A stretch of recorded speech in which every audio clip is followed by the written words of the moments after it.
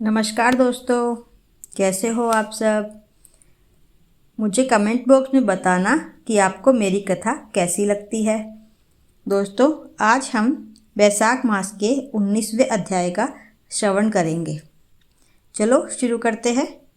व्याध बोला, हे ब्राह्मण, आपने समस्त शुभ फल के दाता वैशाखोक्त धर्म विष्णु भगवान के निमित्त बताए, सो हे प्रभु, वह विष्णु कैसे हैं, उनके लक्षण परिणाम क्या है, कैसे लोग अपने सद्भावों से इन्हें जान सकते हैं, वैशाख धर्म क्या है जिनसे विष्णु भगवान प्रसन्न होते हैं, यह सब मुझे बताइए, मैं आपका सेवक हूँ।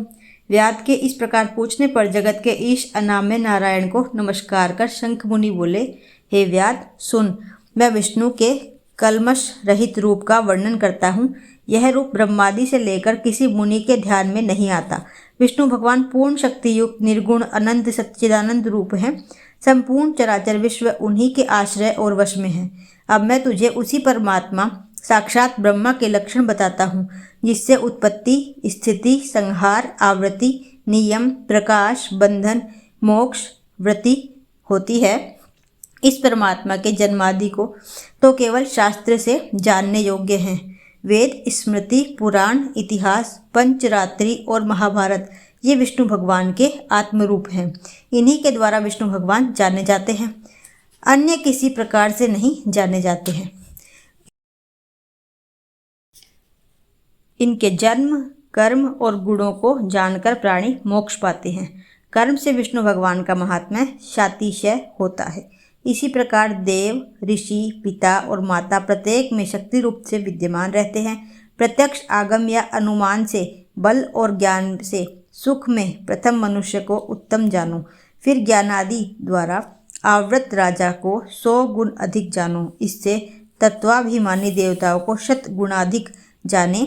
देवताओं से सप्तऋषि बड़े हैं, सप्तऋषियों से अग्नि, अग्नि से सूर्यादि, सूर्य से बृहस्पति, बृहस्पति से वायु, वायु से इंद्र, इंद्र से पार्वती, पार्वती से जगतगुरु, जगतगुरु महादेव, महादेव से बुद्धि देवी और बुद्धि से भी प्राण बलिष्ठ हैं।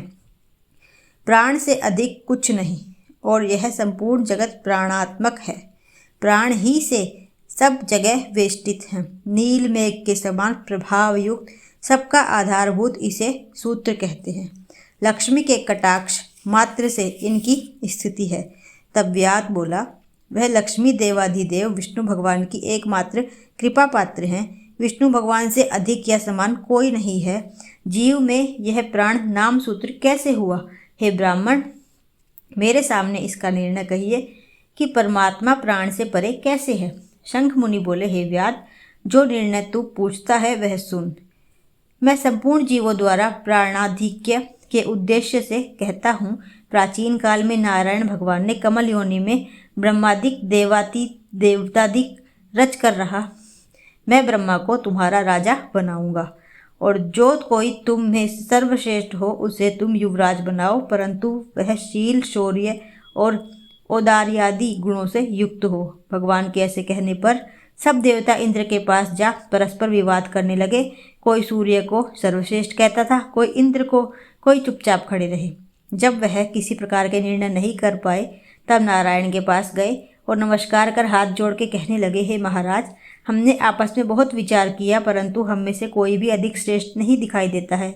अतः हे प्रभु, आप ही इसका निर्णय करें, हमारे संशय को दूर करिए। देवताओं के इस प्रकार प्रश्न को सुनकर भगवान हंसकर कहने लगे कि मेरे विराट रूप शरीर में से जिसके निकलने से शरीर गिर पड़े और फिर उसके प्रवेश होने से खड़ा हो जाए, वही सब देवताओं में अधिक श्रेष्ठ है, कोई नहीं और कोई नहीं। यह सुनकर देवताओं ने तथास्तु कहा। जब जयंत नाम का देवता भगवान के पांवों से निकल गया तब उसको पंगु कहने लगे।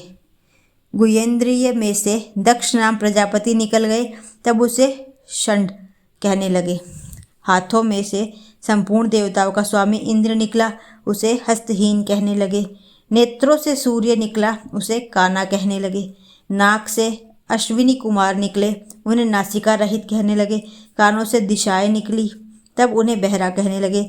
जीवा से वरुण निकला, उसे अरसज्ञ कहने लगे। वाणी से वाणीश्वर अग्नि निकला, तब उसे गूंगा कहने लगे।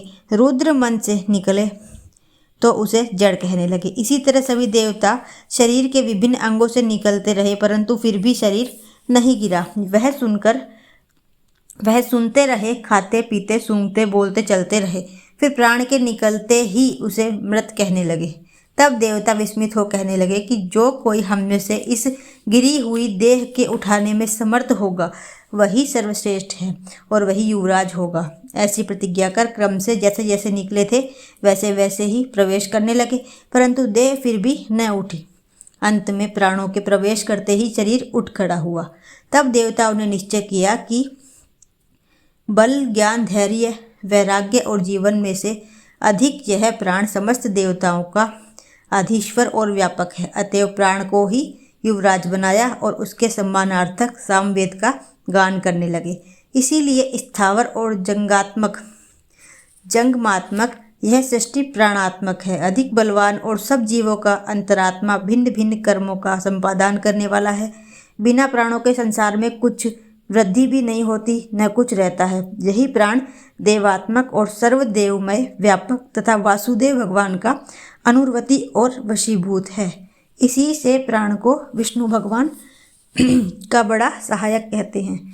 विष्णु भगवान का ऐसा महात्म्य और लक्षण जानकर जीव पुनर्जन्म मानुबद्ध शरीर त्याग कर नारायण के समीप परम धर्म को जाता है।